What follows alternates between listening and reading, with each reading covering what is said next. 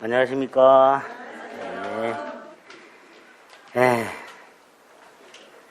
뭐 상대평가 얘기 나와서 심란하죠?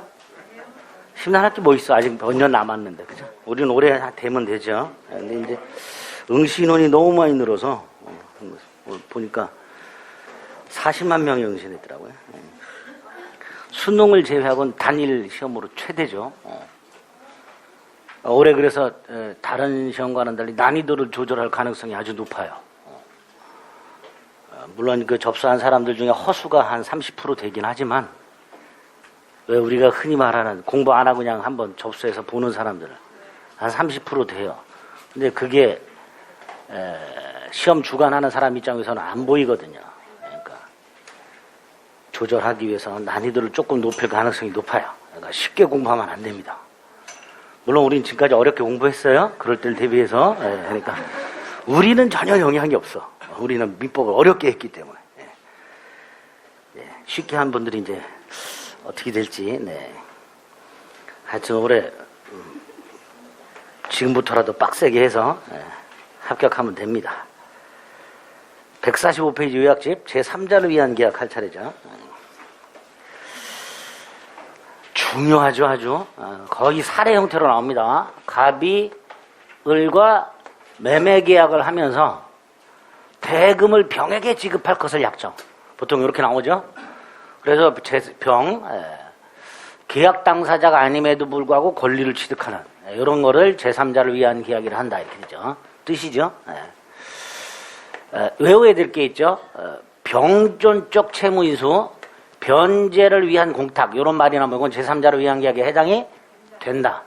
반면에 면책적 채무인수나 이행인수는 제3자를 위한 계약이 아니다. 이렇게 기억하셔야 돼요. 세 번째, 병에게 지급할 것을 요구하는 사람, 요약자, 수락하는 사람, 낙약자. 이게 채무자죠. 그리고 제3자가 이제 수익자 이렇게 되고요. 둘 사이의 관계가 기본관계 또는 보상관계 이렇게 부르고, 이 둘 사이가 택관계 이렇게 부르는데, 기본관계는 이게 제3자를 둘 사이의 계약 자체죠. 그러니까 여기에 만약에 뭔 문제가 생겼다. 예를 들어서 갑이 물건 안 넘겨준다. 그럼 당연히 을은 병에 대해서 나 대금 못 줘. 라고 거절, 항변, 대항 할 수 있다. 이렇게 되죠. 기본관계. 반면에 둘 사이의 관계는 제3자를 위한 계약에 아무런 영향을 주지 않죠. 따라서 여기에 뭔가 문제가 생겼다 하더라도 거절할 수는 없다. 이렇게 되죠. 꼭 기억하셔야 되죠. 제3자를 위한 계약이 성립하기 위한 요건 2개. 요약자와 낙약자 사이에 유효한 쌍무계약이 있을 것 and 제3자에게 권리를 발생하게 하는 특약이 있을 것. 이걸 제3자 약관이라 하죠. 요때요 제3자 약관과 관련해서 첫째, 제3자는 제3자를 위한 계약 체결 당시에 반드시 현존 또는 특정되어 있을 필요가 없다. 태아나 또는 설립 중 법인을 위한 제3자를 위한 계약도 얼마든지 할 수 있다. 그렇죠. 두 번째, 제3자를 위한 계약을 하게 되면 이 제3자에게 권리가 생기죠. 근데 권리가 생기는 경우뿐만 아니라 제3자가 낙약자에 대해서 부담하고 있는 의무, 그 의무를 면제해 주는 거, 이것도 제3자를 위한 계약으로 유효하다. 주택 건축업자와 분양자 사이에 분양계약을 하고, 요 건축업자가 분양보증회사와 분양보증계약을 한다. 요 분양보증계약은 건설회사가 부도가 났을 때 분양보증회사가 대신 분양 의무를 이행하기로 하는 첫째 조건부 제3자를 위한 계약. 제3자를 위한 계약이 조건을 붙일 수 있구나. 갑이 부도 나는 것을 조건으로. 그리고 이 제3자는 권리만을 취득하는 게 아니라 모두 취득한다. 의무도 부담하게 된다. 그래서 제3자를 위한 계약의 유형 3개. 권리를 취득하는 거, 의무를 면제받는 거, 의무를 부담하면서 권리를 취득하는 거. 이 3가지가 제3자를 위한 계약이다. 이렇게 생각하시면 됩니다. 5번째, 이 둘 사이에 제3자를 위한 계약이 성립했다 하더라도 제3자에게 바로 권리가 생기는 게 아니다. 제3자 권리 발생 요건이 따로 있다. 그 요건이 뭐냐? 제3자가 낙약자에게, 즉 채무자에게 수익의 의사를 표시해야 된다. 그래야 제3자에게 권리가 생긴다. 여기서 이 수익의 의사 표시 첫째, 제3자를 위한 계약의 성립 요건도 유효 요건도 아니다. 제3자 권리 발생 요건에 불과하다. 따라서 수익에 의해서 표시가 없어도 제3자를 위한 계약은 유효하게 성립한다. 두 번째, 요약자가 아니라 낙약자에게 한다. 세 번째, 일방적인 거다. 네 번째, 언제까지 수익의 회사를 표시할 것인가를 정하지 않았다면 10년이다. 너무 기니까 낙약자가 물어볼 수 있다. 최고. 수익 여부의 확답을 최고 할 수 있고, 확답을 받지 못하면 수익을 거절한 것으로 본다는 거죠. 제3자를 위한 계약의 효력, 제3자가 수익에서 표시하기 전, 후, 전. 일단 전이라 하더라도 요약자와 낙약자 사이에는 계약이 유효하게 체결됐으니까 서로 이행 청구할 수 있다. 두 번째, 요약자와 낙약자 합의로 제3자 권리를 변경, 소멸시킬 수 있다. 수익의사 표시 전에는. 반대로 수익의사 표시하여 권리가 생긴 후에는 요약자와 낙약자 합의로 제3자 권리를 변경시키거나 소멸시킬 수는 없다. 물론 미리 제3자가 수익의사 표시를 했다 하더라도 제3자 권리를 변경, 소멸시킬 수를 유보했다면 그때는 변경, 소멸시킬 수 있지만 원칙적으로는 안 된다. 두 번째, 제일 중요하죠. 제3자가 수익의사 표시를 했지만 낙약자가 채무를 이행하지 않는다. 첫째, 해제는 요약자가 해제할 수 있다. 이때 제3자의 동의는 필요가 없다. 또 제3자를 위한 계약이 해제되었을 때 이 제3자, 보호되는 제3자가 아니다. 보호되는 제3자가 아니다. 두 번째, 원상회복도 요약자와 낙약자 사이에. 여기 제일 중요하죠. 계약이 해제되었다 원상회복 부당이득 반환은 요약자와 낙약자 사이에 이루어져야 되니까 설령 낙약자가 제3자에게 이행한 것이 있다 하더라도 부당이득 반환 따위를 청구할 수는 없다. 이렇게죠. 마지막으로 요놈이 계약을 뭐 할 수 있다? 해제 못하죠? 손해배상 청구할 수 있다. 병이 계약을 해제할 수는 없고 병은 낙약자를 상대로 손해배상을 청구할 수는 있다. 여기까지. 마지막으로 요약자와 낙약자 사이에 제3자를 위한 계약을 하는데 서로 이렇게 기망을 했다. 그럼 상대방 기망이죠? 그러니까 취소할 수 있고 병은 선이라 하더라도 보호받지 못한다. 이렇게죠. 반면에 수익자가 만약에 요약자를 기망했다. 그럼 요놈 입장에서 보면 상대방이 아닌 제3자 기망이죠. 따라서 낙약자가 그 사실을 알았거나 알 수 있었을 경우에 한하여 요약자는 계약을 취소할 수 있다. 이렇게. 그래서 제3자를 위한 계약의 제3자는 110조 2항의 제3자에 해당하지만 110조 2항의 제3자 사기치는 제3자 110조 3항의 제3자에는 해당하지 않는다. 보호되는 제3자에는 해당하지 않는다. 이런 표현이 시험 문제 나온다 그랬습니다. 이게 제3자를 위한 계약 다죠. 145페이지 4번 의 그리고 관련 판례 세 번째 줄 제3자의 수기에서 표시는 명시묵시 가능하다. 이렇게. 구별 개념의 반가로 2번 양가로 3번 반가로 3 이 반가로의 반가로 3 그리고 관련 판례 뭐라고 되어 있습니까? 요약자와 제3자 사이의 법률관계라고 되어 있죠. 요거죠. 요거. 제3자를 위한 계약에 아무런 영향을 주지 않는다. 따라서 낙약자는 요약자와 수익자 사이의 법률관계에 하자가 있음을 이유로 자신 채무이행을 거절할 수가 없고 대항할 수 없고 요약자가 또 수익자와의 대관계 부존재나 효력 상실을 이유로 낙약자에 부담하는 채무이행을 거부할 수가 없다. 그래서 여기에 뭔가 문제가 생겼다 어쩌고 저쩌고 나오면 거절할 수 없다. 여기에 문제가 있다 거절할 수 있다. 꼭 기억해 두셔야 됩니다. 그 다음에 넘겨보면 계약의 성립 요건이 있고 그중에 반가르번에 박스 안에 있는 거 동그라미 1번, 2번, 3번, 4번, 5번 이런 것들이요. 조문이죠. 효력 539조 1항 조문 자체가 잘 나오죠. 계약에 의해 당사자 일방이 제3자에게 이행할 것을 약정할 때 제3자는 채무자에게 이행 청구할 수 있는데 이항 그 권리는 제3자가 채무자 즉 낙약자 이거 요약자라고 시험에 나온 적 있죠. 낙약자에 대해서 수익예사를 표시해야 된다. 540조 최고할 수 있고 확답받지 못하면 거절한 것으로 본다.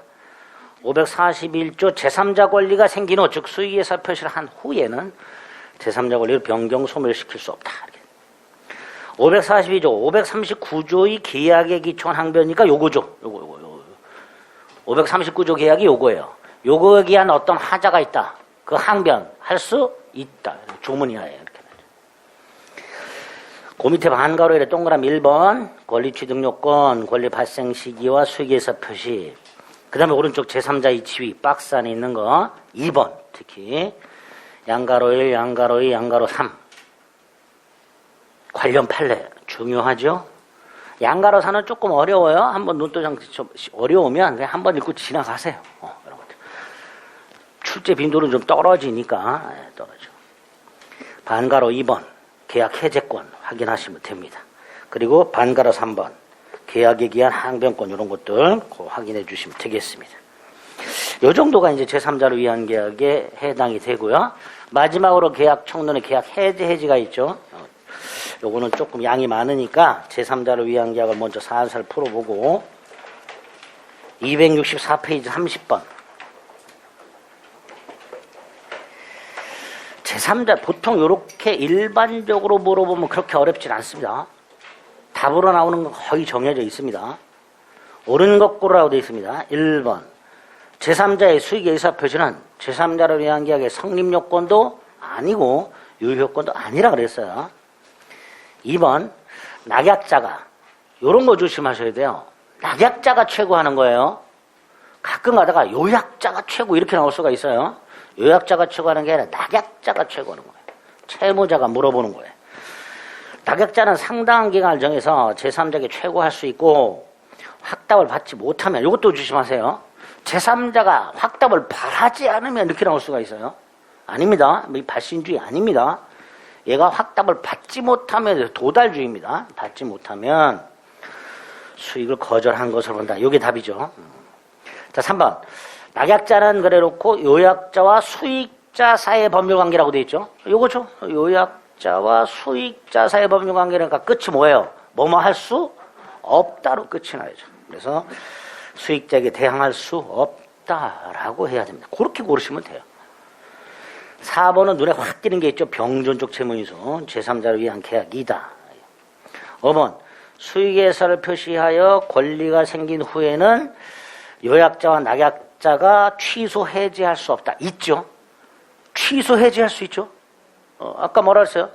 병이 수익예사 표시를 했음에도 불구하고 낙약자가 채무를 이행하지 않는다. 요약자는 뭐 할 수 있다? 해지할 수 있다. 또 계약을 하면서 사기나 강박, 착오 등이 있었다. 그럼 뭐 할 수 있다? 취소할 수 있다. 이때의 제3자는 보호되는 제3자가 아니다. 여기까지 기억하시면 돼요.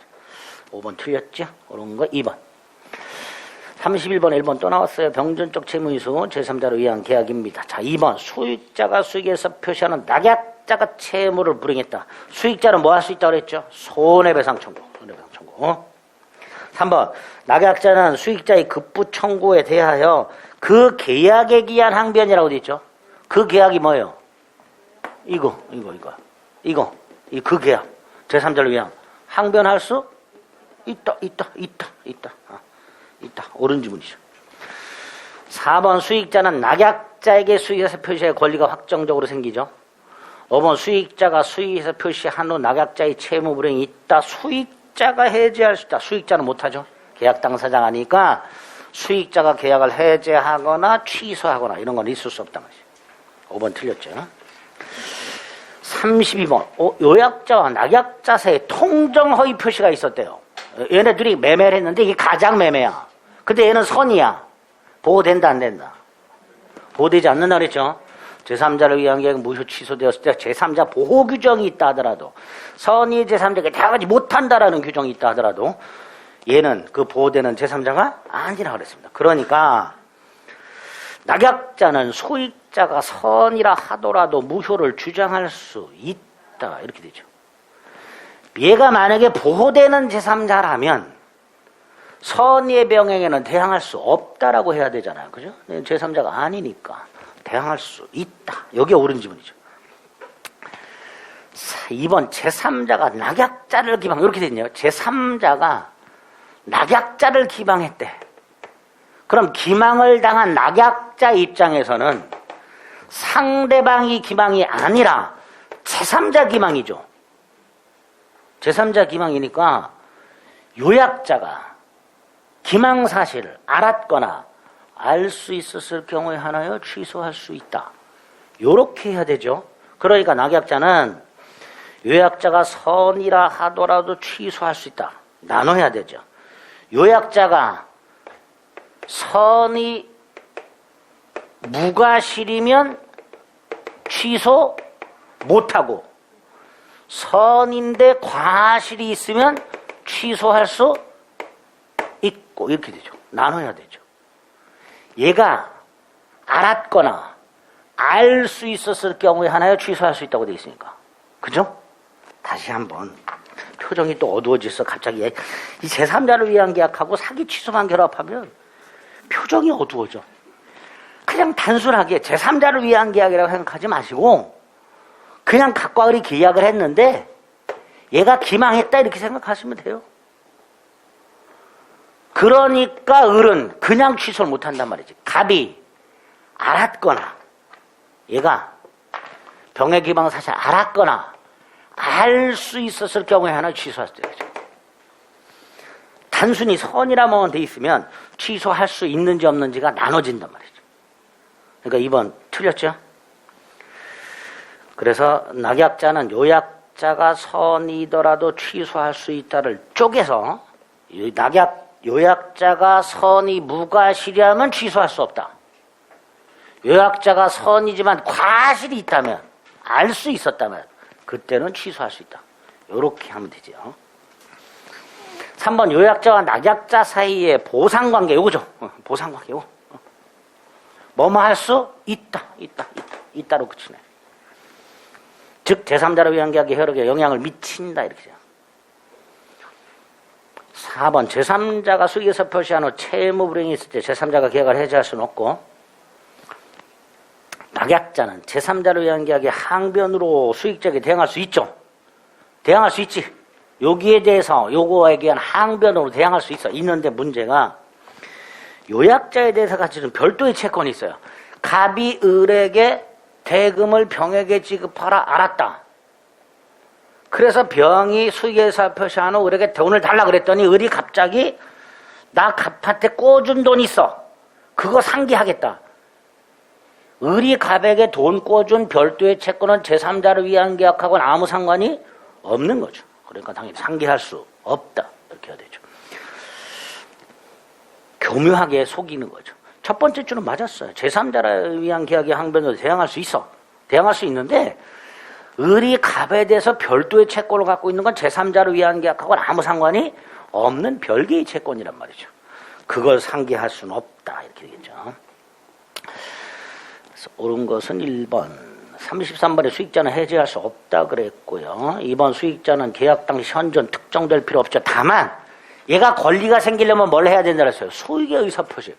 소익의 의사표시 때는 당연히 현존 특정돼야죠. 소익의 의사표시할 때는. 2번이 옳은 지문. 3번 수익자는 채권자가 아니라 누구한테 수익의 의사를 표시해야 돼요? 채무자. 4번 계약 당사자가 제3대에 가진 채권. 을이 병한테 채권을 갖고 있어. 갑이 을에게 물건을 팔면서 대금을 안 받을 테니 병한테 꿔준 돈을 받지 말아라. 을이 알았다.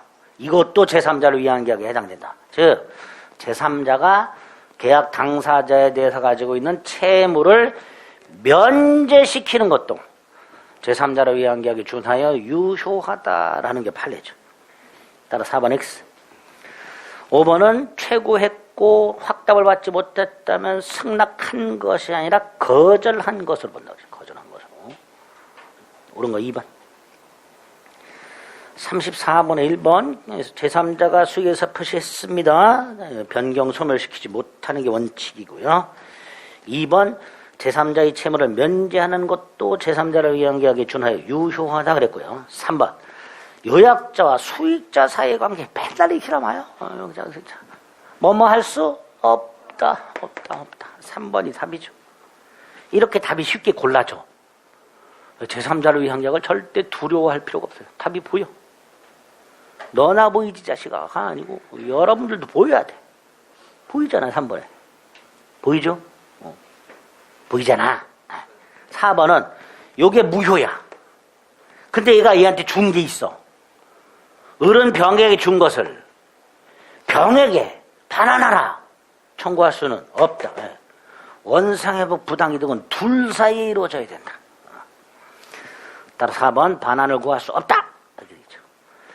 5번 확답받지 못하면 이익을 받을 것을 거절한 것으로 본다. 이렇게 되죠. 틀린 거 3번. 30번 제3자에게 직접 채권이 아닌 물건을 취득하게 하는 것도 가능하죠. 반대의 경우로 생각해 보시면 된다고 그랬어요. 을이 갑에게 돈을 주면서 물건은 병한테 갖다 주라. 그럼 얘는 물건을 취득하죠. 이렇게 제3자가 취득하는 것은 꼭 채권에 한하는 것은 아니다. 이번 제3자가 계약을 취소하거나 해지할 수는 없고 3번 요약자는 당연히 제3자에게 이행하라 청구할 수 있죠. 청구할 수 있죠. 4번 제3자가 수익에서 표시한 후 낙약자의 채무 불이행이 있다. 제3자 동의 없이도 요약자는 계약을 해지할 수 있다. 동의 없이도. 단독행위니까. 5번 제3자에게 일정한 대가 지급 기타 부담하에 권리를 부여하는 아까 말씀드렸던 주택 분양 보증 계약처럼 수익자가 분양받을 권리뿐만 아니라 중도금 잔금을 납부해야 될 의무까지 부담하게 하는 제3자를 위한 계약도 가능하다. 틀린 거 4번. 36번 이렇게 사례 형태로 잘 나온다고 그랬죠. 을은 갑수의 자전거를 구입하면서 자전거를 갑이 병에게 직접 인도.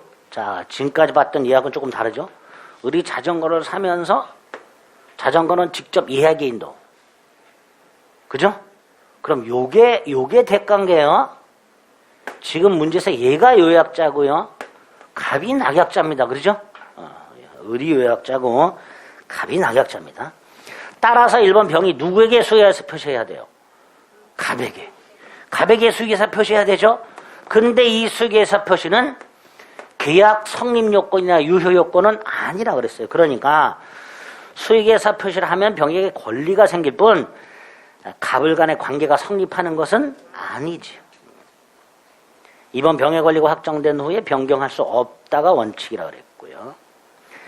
갑이 채무를 얘기했을 때 병이 계약을 해제할 수는 없죠. 손해배상은 청구할 수 있지만 해제할 수는 없다고 그랬습니다. 4번 갑은 병의 이행 청구하는 경우 을과 병 사이 이게 뭐예요? 대가관계. 그죠? 뻔하죠. 그러면 끝은 뭘로 끝나면 돼? 없다. 대응하지 못한다. 이렇게 끝나면 되죠. 4번이 답이네. 그죠? 병이 미성년자입니다. 병원 법정 대리인 동의 얻어 수의계사 표시를 명시적으로 해야 된다. 수의계사 표시는 명시, 묵시, 불문하죠. 명시, 묵시, 불문. 옳은 것은 4번. 37번 갑은 자기 소유 가옥을 을에게 매도하면서 대금을 병에게 지급하기로. 대표적인 제3자를 위한 계약의 사례 형태입니다. 자, 갑이 요약자, 을이 낙약자. 1. 병이 수익에서 표시했다. 을이 대금을 지급하지 않았다. 채무불이행. 그죠? 그러나 병이 계약을 해지할 수는 없고. 2번 병은 뭐 할 수 있다? 손해배상을 청구할 수 있죠. 3번 갑을 합의에 의해서 병의 권리를 변경시킬 수는 없다 했으니까 수익에서 표시하기 전이죠. 수익에서 표시하기 전에는 변경 소멸시킬 수 있고요. 4번 병이 수익에서 표시했다. 갑이 을의 사기를 이뤄. 갑이 을의 사기야. 상대방 사기죠. 그러면 병의 선악 따위를 묻지 않고 취소할 수 있다죠. 상대방의 사기 강박이니까 110조 1항에 의하여 병의 선악 따위를 묻지 않고 갑은 취소할 수 있다라고 해야 되죠. 4번이 틀렸네요. 5번 을은 가옥 소유권 이전받기 전까지 아직 못 받고 있어. 얘가 물건 안 넘겨주고 있어. 그럼 여기 문제가 생겼죠? 그러니까 거절할 수 있다. 이렇게 되죠. 이렇게 응용해서 지문이 나오기도 합니다. 이 정도예요. 제3자를 위한 계약이. 충분히 맞출 수 있습니다. 아시겠죠? 자, 이제 해제 봅니다. 해제를 조심하세요. 해제를. 두 문제도 나온다 그랬어요. 해제에서. 일단 해제란 계약이 유효하게 성립하죠. 그리고 계약 이후에 어떤 사정이 생기죠. 계약 당시 말고 계약 이후에. 계약으로 하고 난 이후에 어떤 사정이 생겨. 그걸 근거로 계약을 처음부터 소급 없었던 걸로 되돌리는, 상대방 동의 승낙을 받을 필요가 없는 일방적인 의사표시. 이게 해제죠. 그래서 구별해야 될 게 몇 개 있다고 그랬어요? 5개가 있는데 몇 가지는 그냥 개념 정도. 계약이 유효하게 성립한 이후의 해제죠. 따라서 계약 자체가 아직 성립하기 전, 의사표시가 효력이 생기기 전, 그때 뭐 할 수 있다? 철회. 철회하고 구별해야 된다 그랬어요. 청약이 을에게 도달하기 전, 또는 청약이 을에게 도달했지만 을이 승낙을 했으나 승낙이 갑에게 도달하기 전, 애는 뭐 할 수 있다? 의사표시를 철회할 수 있다. 철회하고 구별해야 되고요. 두 번째, 취소하고 구별해야 되죠. 해제는 계약 이후에 해제 사유가 생겨야 된다 그랬어요. 하지만 취소는 행위 당시, 계약 당시, 제한 능력, 착오, 사기 강박. 요게 취소죠. 그래서 계약 당시 취소 사유, 계약 이후 해제 사유, 이렇게 됩니다. 세 번째가 소급 소멸시키죠. 해제는. 반면에 해지는 장래를 향하여 소멸시키죠. 세 가지는 간단히 개념 정도 구별하시면 되는데 중요한 게 합의 해제죠. 해제는 일방적인 거, 합의 해제는 계약이죠. 이걸 해제 계약이라고 부른다고 그랬어요.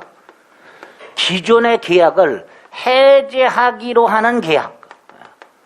그러니까 단독 행위인 해제에 관한 규정이 합의 해제에는 적용될 수가 없는 게 원칙이죠. 그래서 두 가지 꼭 기억해야 되죠. 해제는 손해배상 청구할 수 있죠. 합의 해제는 안 된다 그랬어요. 계약을 해제하면 이자가산 해야 된다 그랬죠. 합의 해제는 이자가산 없죠. 그죠? 다만 합의 해제도 제3자 보호되고, 이거 기억하셔야 되죠. 제일 중요한 거. 더 있는데 합의 해제도 제3자 보호된다. 이 정도는 기억하셔야 됩니다. 합의 해제, 명시, 묵시 불문하죠. 명시적 합의 해제도 있고요. 묵시적 합의 해제도 있고요. 마지막, 계약을 해제한 후에 다시 계약할 수 있죠. 다시 계약을 할 수도 있고요. 기존에 소멸한 계약을 뭐 할 수도 있고요. 부활시킬 수도 있고요. 당사자 합의로 기존에 소멸시켰던 계약을 부활시킬 수 있어요. 합의 해제 꼭 구별해서 기억하셔야 돼요. 5번째 구별해야 될 게 뭐가 있죠? 실권 약관, 자동 해제 특약.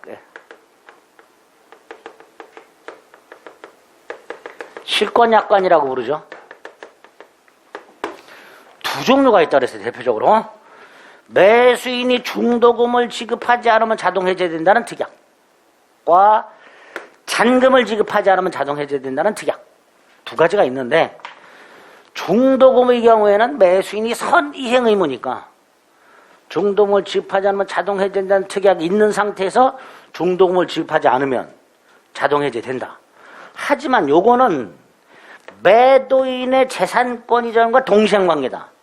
따라서 잔금을 지급하지 않으면 자동 해제된다는 특약이 있을 때 실제로 매수인이 잔금을 지급하지 않는다는 사실만으로는 자동 해제되지 않는다. 잔금 지급기일에 매도인이 자신의 의무를 이행 제공함으로써 매수인의 잔금 미지급을 이행 지체로 만들어야 계약은 자동 해제된다. 두 개가 성격이 좀 다르죠?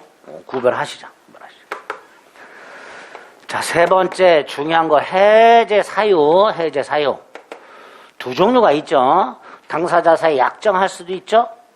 법에서 정한 것도 있죠. 이렇게 약정 해제 사유와 법정 해제 사유 두 가지가 있는데 요게 중요하죠.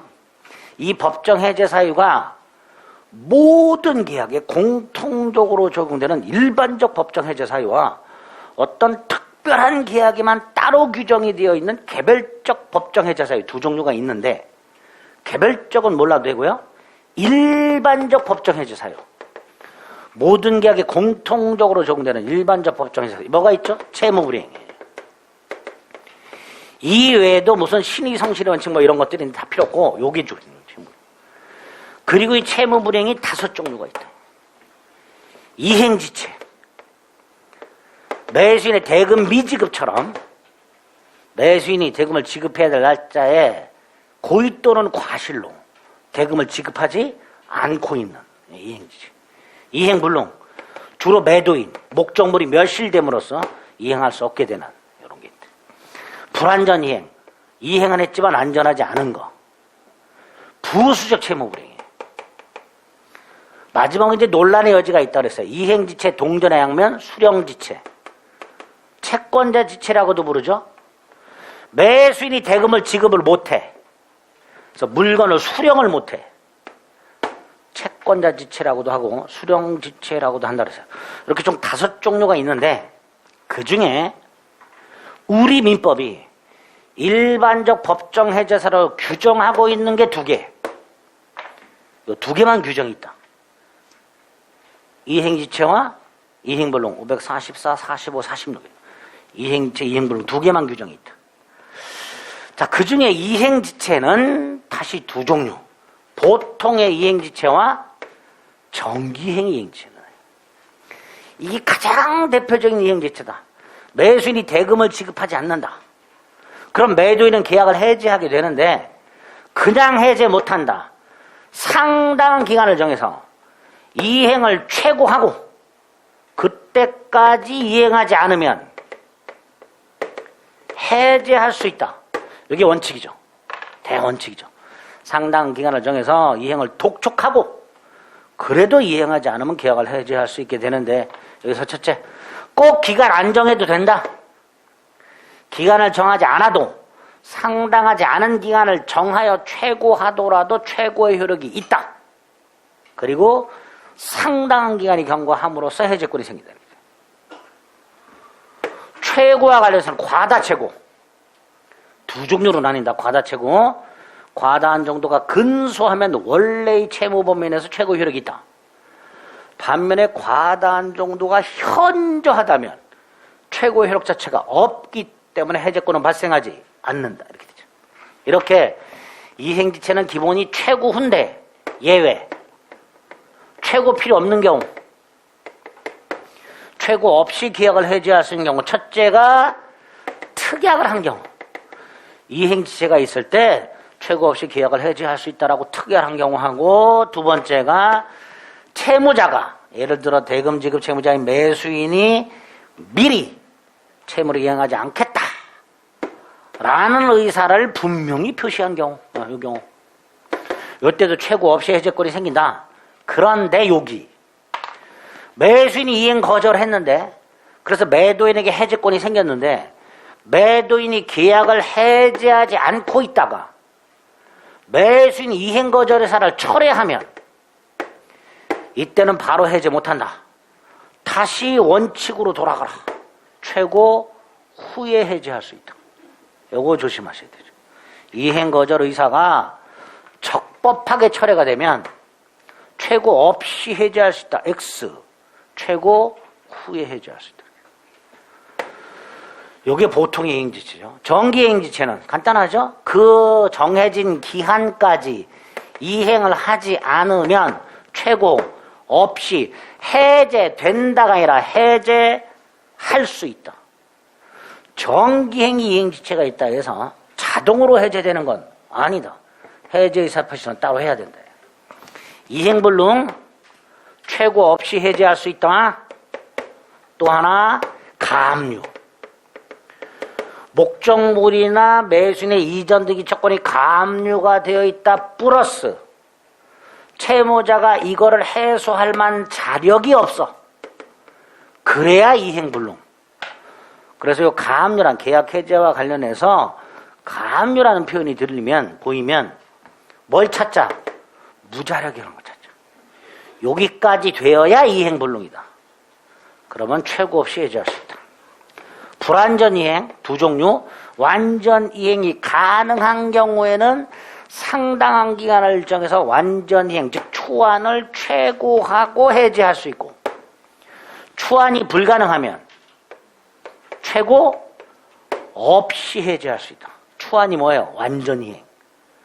채무자가 이행을 하긴 했는데 제대로 안 했다면 채권자 입장에서는 두 갈래로 나눠서 완전 이행이 가능하다면 상당한 기간을 정해서 완전 이행을 최고하고, 그래도 이행하지 않으면 해제할 수 있는 반면에 완전 이행, 즉 추환이 불가능하다면 최고 없이 해제할 수 있다. 부수적 채무 불이행을 이룬 계약 자체의 해제권이 생기지 않는다. 매도인과 매수인 사이의 계약서에, 검인계약서에 실제 대금보다 줄여서 기재하기로 한 특약에 의하여 발생한 다운계약서 작성 채무, 이건 뭐에 불과하다? 부수적 채무에 불과하다. 부수적 채무 불이행의 경우에는 계약을 해제할 수는 없다. 이렇게 되죠. 수령지체는 이행지체 동전의 양면이니까 상당한 기간을 정해서, 채무자 입장에서 보면 매도인이죠. 상당한 기간을 정해서 대금을 지급하고 물건을 수령해라. 그런데 수령을 하지 않는다. 그러면 계약을 해제할 수 있다. 이렇게 되죠. 이렇게 총 5가지 채무 불이행 해제권이 어떻게 발생하는가 꼭 하나하나 구별해서 기억하셔야 되고요. 그리고 최고 필요 없는 거 모아서 따로 보통의 이행지체 2개, 미리 특약한 경우하고 이행거절, 정기행 이행지체, 이행불능, 불완전 이행인데 추환이 불가능한 경우, 이런 경우는 최고 필요 없다. 따로 모아서 기억하셔야 되죠. 자, 이렇게 해제권이 생겼습니다. 4번째 해제권 행사 여부. 해제권이 생겼다. 그 해제권 행사에 문제가 생긴다. 첫째, 해제권을 행사할 것인가 말 것인가는 해제권자의 자유. 해제할 수도 있고 안 할 수도 있고. 두 번째, 해제권을 행사한다면 일방적으로 하죠. 상대방 동일한 승낙을 받을 필요가 없고요. 형성권이죠. 형성권 행사 기간을 정하지 않으면 10년입니다.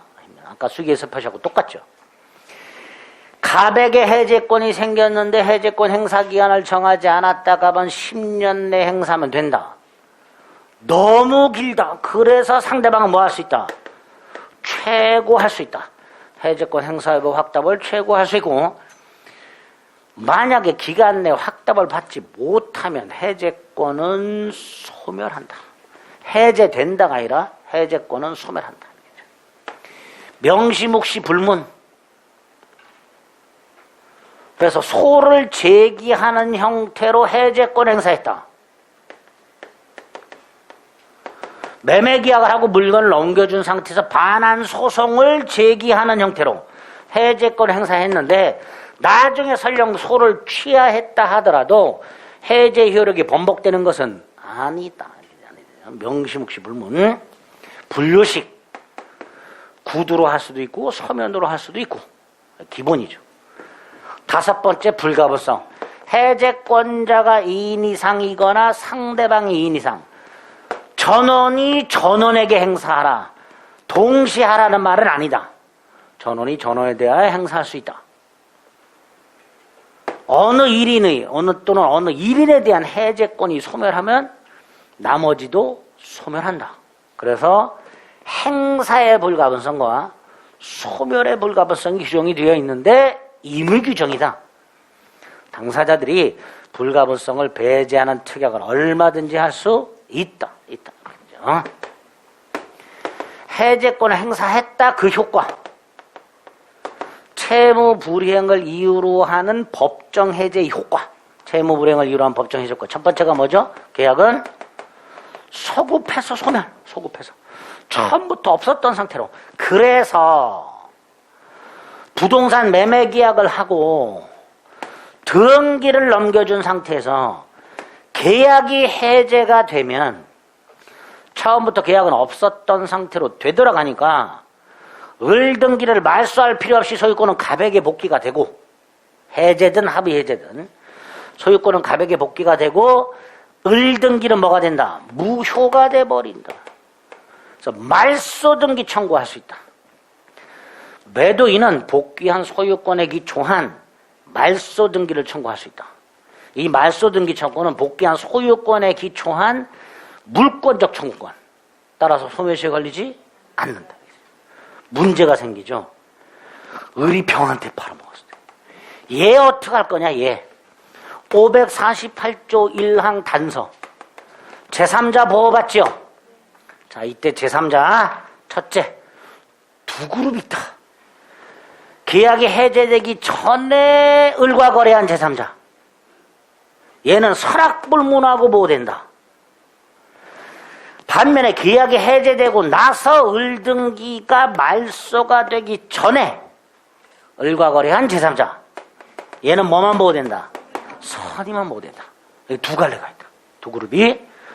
그리고 얘가 보호를 받으려면 부동산의 경우엔 적어도 뭐까지 갖춰라? 등기까지 갖춰라. 따라서 이 기준에 의할 때 요 548조 1항 단서 제3자 보호 여기에 해당하는 놈과 해당하지 않는 놈을 반드시 구별해야 되는데 우리는 해당하지 않는 놈을 기억해야 된다. 제일 자주 나는 놈이 누구예요? 아는 놈. 예? 채권 압류가 압류. 계약이 해제되면 부동산 아닙니다. 소멸하는 채권을 압류, 감류, 양수한 놈, 전부명령을 받은 놈, 추심명령을 받은 놈 등등등 채권을 뭐뭐한 놈. 그래서 얘가 한 놈이 있죠?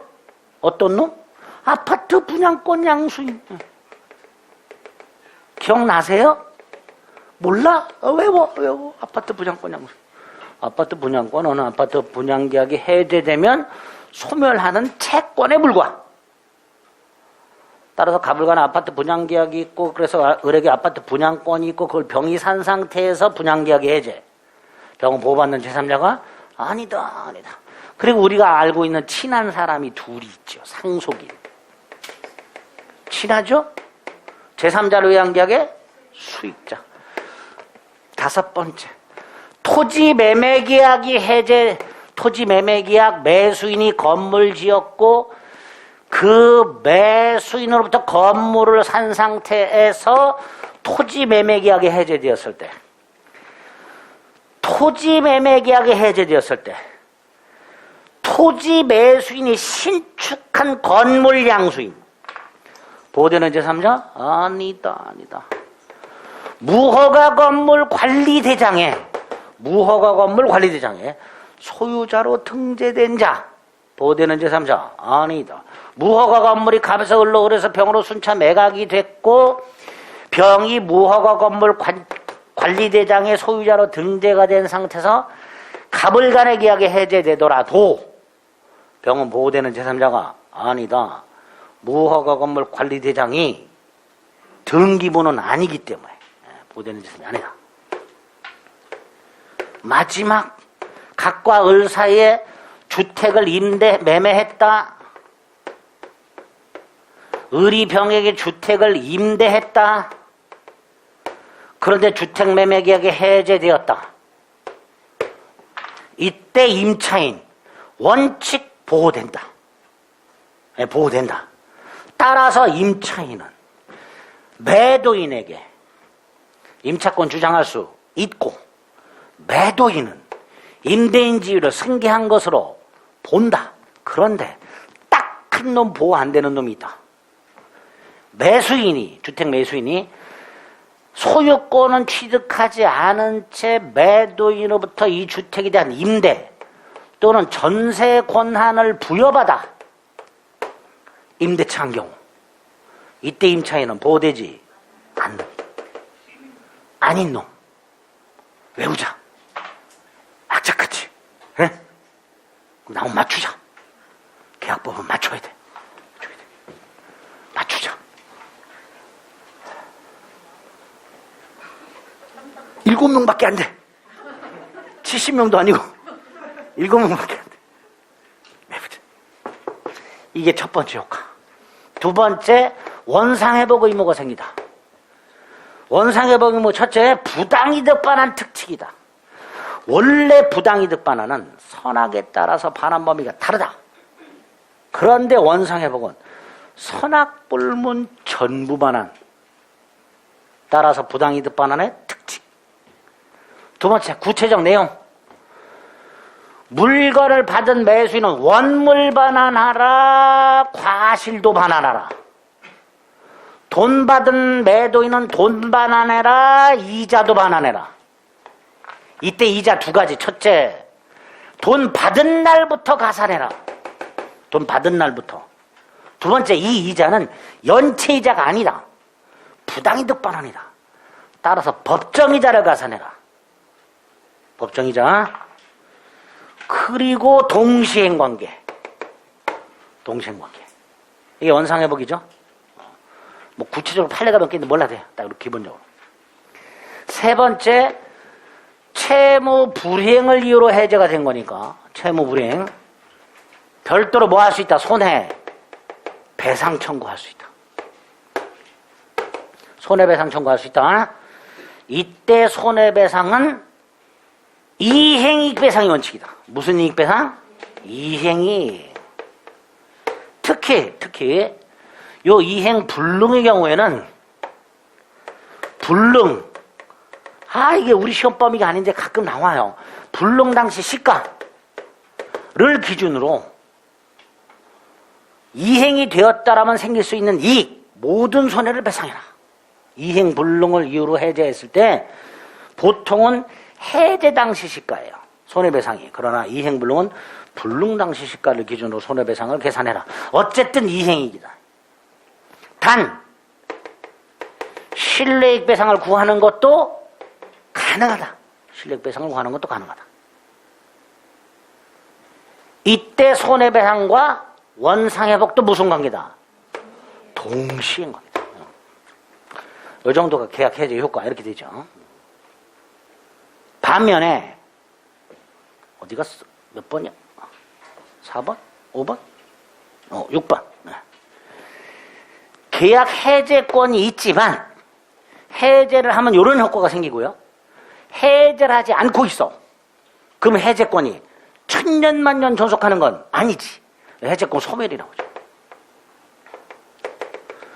해제권 소멸 사유. 첫째, 해제권자가 해제권을 포기. 해제권 소멸하겠죠? 해제권 행사 기간을 정했는데 그 기간 동안 해제권 행사 안 했어. 소멸하겠지? 행사 기간을 정하지 않으면 10년. 이때 최고 있었죠? 최고한 효율. 이렇게 또 하나가 매수인이 계약 해제권을 갖고 있는데 매수인은 계약을 해제하면 원물을 돌려줘야 되죠. 근데 해제권자가 물건을 개조하여 다른 물건으로 만들어 버리거나 또는 훼손해서 반환할 수 없게 된 경우, 그럴 때 해제권은 소멸한다. 해제권 소멸 사유 중에 특히 최고에 한 소멸과 목적물 개조 가공에 한 소멸, 그 두 가지 해제권 소멸 사유를 기억하시면 돼요. 됐죠? 이게 해제 다야. 두 문제. 그리고 해지는 간단히 지문만 체크하시면 됩니다. 148페이지. 구별 개념이 있습니다. 반가를 번에 합의 해제, 특히 동그라미 1번 해제, 즉 단독행위 규정은 적용이 안 되는 게 원칙이다. 따라서 이자가름이 없고, 동그라미 2번 손해배상 청구를 못해. 3번 그러나 부활시킬 수 있어. 4번 계약이 합의 해제된 경우 해제와 마찬가지로 계약은 소급해서 소멸하기 때문에 소유권을 매도인에게 원칙적으로 복귀, 이렇게 되겠죠. 5번 묵시적 해제도 가능하다. 반가로 2번 해제 조건 또는 실권 약관 자동 해제 특약을 말하는데 하나만 나와 있죠. 잔금. 중도금의 경우에는 중도금을 지급하지 않으면 자동 해제된다는 특약이 있을 때 실제로 중도금을 지급하지 않으면 자동 해제되지만 잔금의 경우에는 148페이지 맨 밑에 매수인이 잔대금 지급기까지 대금을 지급하지 못하면 계약이 자동으로 해제되는 취지 약정이 있을 때 그 잔금 지급기일에 매도인이 소유권 이전 등에 관련된 서류를 이행 제공함으로써 매수인의 잔금 미지급을 이행 지체에 빠뜨려야 계약은 자동 해제된다. 단순히 잔금 지급기일을 도과했다는 사실만으로 계약이 자동 해제되는 것은 아니다. 잔금 조심하시고. 자, 오른쪽 해제권 발생 원인 중에 뭐 약정 해제권을 한번 읽어보시면 되고 법정 해제권 중에 이행지체가 있고 기억에 보통 이행지체가 있죠. 544조 조문 확인하시고 밑에 2번 상당 기간을 정해서 최고하라고 되어 있으나 대법원 꼭 기간을 정해서 최고할 필요는 없다. 그 밑에 당구장 표시 최고 없이 해제할 수 있는 거 쭉 확인하시고요. 한 장 넘깁니다. 관련 판례 와서 이행 거절 있죠. 1번이 원칙이고요. 2번이 예외죠. 이행 거절 의사가 계약을 해제하지 않고 있는 사이에 채무자 이행 거절 의사가 적법하게 철회된 경우에는 최고 없이 해제 못한다. 최고 후에 해제할 수 있다. 두 번째 관련 판례 과다 최고 두 번째 줄 차이가 비교적 적다. 그럴 때는 본래 급부 범위 내의 최고 효력이 있지만 네 번째 줄 과다한 정도가 현저하다면 최고 효력은 없다. 즉 해제권은 발생하지 않는다. 이행불능 이제 최고 없이 해제할 수 있죠. 그 중에 오른쪽에 보면요. 위에 세 번째 줄 디귿이 있고요. 판례가 있습니다. 쭉 읽다 보면 앞에 부분은 뭔 말인지 몰라요. 그렇죠? 매도인이 원소유자에 대해 가지는 이전등기 채권에 대해서 맞춰진 가압류 이렇게 돼 있으면 소음행도는 꼭 한 문장에 신경을 써. 다 그걸 이해하려고 해. 그러지 말고 가압류가 눈에 빡 보이면 돼.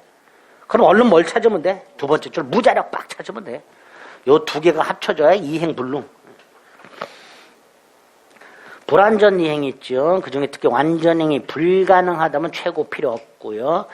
부적 의무는 채제권 없다 그랬죠. 그 밑에 관련 판례가 있습니다. 거민계약서의 매매대금에 관한 약정. 뭐라고 그랬어요?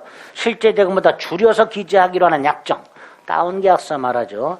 그 의무는 부적 채무에 불과하다. 동그라 4번 채권자치체. 그거까지. 자, 해제권 행사 543조 1항이 있고요. 2항 당연히 해제 의사 표시가 상대방한테 도달하면 철회 못할 것이고요. 552조 해제권 행사 기한을 정하지 않았다. 10년이다. 너무 길다. 상대방은 최고할 수 있다. 확답받지 못하면 해제권은 소멸한다. 다음 페이지 있지요. 반가로 1번 자유다. 반가로 2번 원칙 단독행위가 조건기한 못 붙인다. 반가로 4번 불가분성 있다. 임의규정이다.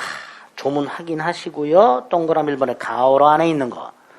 반드시 동시에 하라는 의미는 아니라는 거. 해제 효과 548조 1항 2항 오른쪽 551조 551조는 조문 자체가 잘 나옵니다. 손해배상 청구에 영향을 미치지 않는다. 계약이 해제됐다. 따로 손해배상 청구할 수 있다. 그런 의미죠. 첫 번째 거가 소급적 실효고요. 그중에 동그라미 2번과 판례. 하지만 3번 제3자는 보호되고 그 다음에 전에는 선악불문 후에는 선의만 그리고 보호 안 되는 놈들이 쫙 나와 있죠. 머리에 넣어야 되지요. 암기해 주셔야 되지요. 너나 외우라 그러지 마시고 외우세요. 원상회복 의무 성질 부당이득 반환 의무의 특칙이다. 두 번째 범위 선악불문 전부 반환해라. 내용 기억 원물 반환해라. 니은 과실도 반환해라. 지금 금전 반환해라. 받은 납부 이자까지 붙여라. 다음 페이지 밑에 동그라미 1번 이 이자는 원상회복 또는 부당이득 반환 의무에 해당하는 것이지 금전 반환 의무 지체에 따른 연체이자가 아니다. 따라서 법정이자로 부과해라. 밑에 손해배상 따로 청구할 수 있다. 동그라미 2번 이행익배상이 원칙이다. 관련 판례 세 번째 줄 실내익 배상을 구할 수도 있다. 원칙이 이행익 배상이지만 4번 동생관계 이렇게 되죠. 해제권 소멸 중에는 동그라미 4번 제척기간의 경과가 있고요. 이 제척기간 경과와 연결된 게 뭐예요? 최고 오른쪽 반가로에 동그라미 1번, 동그라미 2번. 해제권 특유한 소멸 사유 2개 기억하자. 해지는 장래를 향하여 소멸시키는 거죠. 거기 보면 계속적 계약관계라고 돼 있어요. 임대차 같은 거. 임대차. 기간 2년. 근데 기간 중에 을이 2기 이상 차임을 연체했어. 갑은 계약을 해지할 수 있죠. 장래를 향하여 소멸하게 되죠. 계속적 계약에서만 쭉 내려가면 해제 효과, 비소급적 실효. 단 해지도 손해배상 청구 따로 할 수 있다. 그 정도, 그 정도 확인하시면 되겠습니다. 됐죠? 네, 해제 이 정도예요. 그리고 문제는 잠시 쉬었다가 풀어보겠습니다.